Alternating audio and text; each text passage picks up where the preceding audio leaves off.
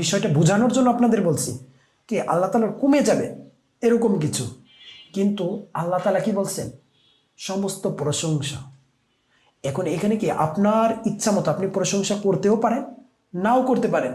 এই শব্দের ধারায় বোঝা যাচ্ছে আল্লাহ তাআলার প্রশংসা গোটা বিশ্বের মাখলুকাত যদি নাও করে, গোটা বিশ্বের মাখলুকাত যদি নাও করে, মানব জাতি না, গোটা বিশ্বের মাখলুকাত যদি আল্লাহ তাআলার প্রশংসা যদি নাও করে, আল্লাহ তাআলার এক চুল পরিমাণ কি শক্তি, বাট আবার তার প্রতিপালকের যে স্থানটা এটা কমে যাবে এরকম কিছু না। যদি কমেই যাইত তাহলে আল্লাহ তাআলা বলতেন নিশ্চয়ই আমারই প্রশংসা করো, নিশ্চয়ই আমারই প্রশংসা করো। কখন টিচার স্টুডেন্টকে বলো এইভাবেই চলো, এইভাবেই অঙ্কটা করো, এইভাবে এই রুটিনেই চলো? কখন?